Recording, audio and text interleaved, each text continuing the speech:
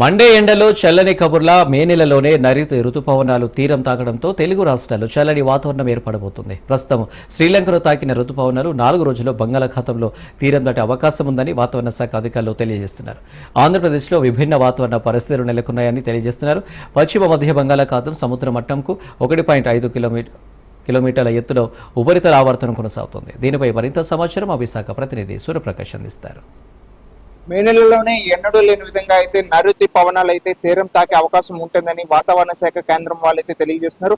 ప్రస్తుతం ఎక్కడ చూసినా సరే చల్లని ఉపరితల ఆవర్తనం ఏర్పడడంతో దాదాపు ఉపరితల ఆవర్తనం ఏర్పడడంతో సముద్ర మట్టానికి 1.5 కిలోమీటర్ల ఎత్తులో ఉపరితల ఆవర్తనం అయితే కొనసాగుతుంది. అందుకు అనుగుణంగా దాదాపు మన యొక్క 4 రాష్ట్రాలతో పాటు 4 రాష్ట్రాలు పరిసర ప్రాంతాల్లో కూడా వర్షాలు కురిసే అవకాశం అయితే తేలికపాటి నుండి మోస్తరు వర్షాలు కురుస్తాయని వాతావరణ శాఖ అధికారులు అయితే తెలియజేస్తున్నారు.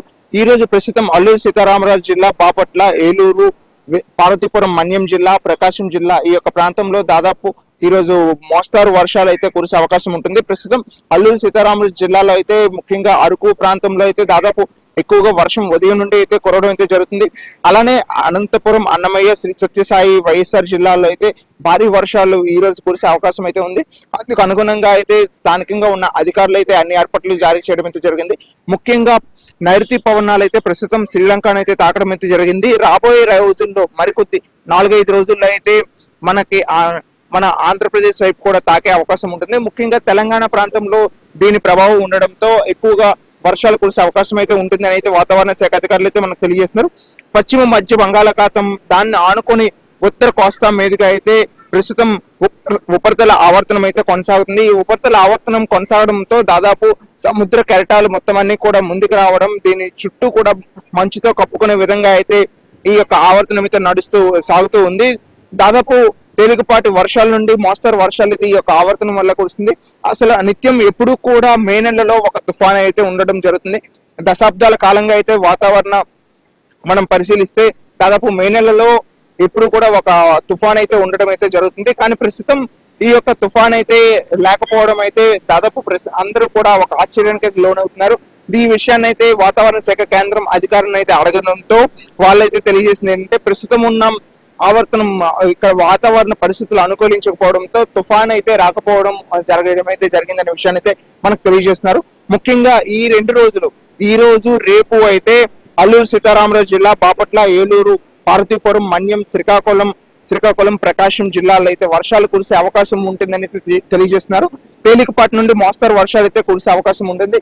దీని అంతటికీ ఒక ఎత్తైతే విజయనగరం జిల్లాలో అయితే ఈ రోజు దాదాపు 42 నుండి 48 డిగ్రీల సెల్సియస్ ఎండ కూడా ఉండిపోతుంది. అంటే రాష్ట్రంలో రకరకాలుగా అయితే ఈ వాతావరణం అయితే ఉండిపోతుంది. ఒక చోట అయితే చల్లని వాతావరణాన్ని ఇస్తూ, మరో చోట అయితే అత్యధికమైన ఉష్ణోగ్రతలు నమోదవుతూ కూడా దాదాపు అన్ని విధాలుగా కూడా ఈ యొక్క ప్రాంతం మొత్తం కూడా ఆంధ్రప్రదేశ్ రాష్ట్రం అంతా కూడా ఒక విభిన్న వాతావరణం అయితే నెలకొంటుంది.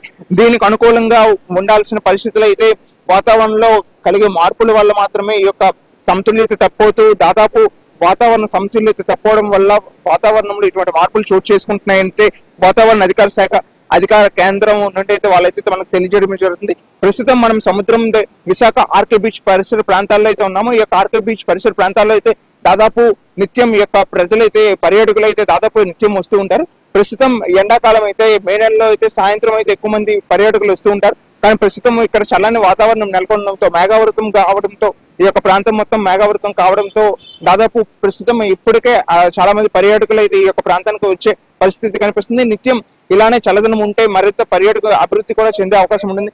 అలా మరోపక్క అత్యధిక వర్షాలు కురవడంతో పాడేరు, అరకు ప్రాంతాలు, ఏజెన్సీ ప్రాంతాల్లో కూడా దాదాపు ఘాట్ రోడ్లలో అయితే చాలా ఇబ్బందులు అయితే ఎదుర్కొంటున్న పరిస్థితులు అయితే కనిపిస్తున్నాయి. ముఖ్యంగా ఈ యొక్క వర్షం కురవడంతో నిత్యం టూరిస్టులు తిరిగే అరకు ప్రాంతంలో అయితే దాదాపు కొన్ని ఇబ్బందులు ఎదుర్కోవడం అయితే జరుగుతుందని అయితే చెప్తున్నారు.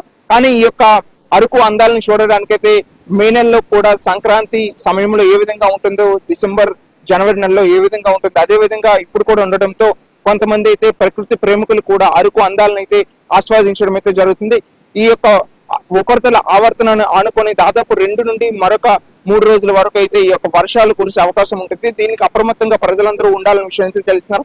అలానే కొన్ని చోట్ల అయితే వాతావరణం అత్యధికంగా ఉండడంతో, ఉష్ణోగ్రత అత్యధికంగా ఉండడంతో వాళ్ళు తగు జాగ్రత్తలు తీసుకొని వడగాళ్ళు ఎటువంటి ఇబ్బందులు పడకుండా జాగ్రత్తలు తీసుకోవాల్సిన విధంగా అధికారులు అయితే తెలియజేయడం అయితే జరుగుతుంది. నిత్యం ప్రజలు అప్రమత్తంగా ఉండాలనే విషయం అయితే తెలియజేస్తున్నారు. కెమెరా పర్సన్ ప్రసాద్ తో సూర్యప్రకాష్, రాజ్ న్యూస్, విశాఖపట్నం.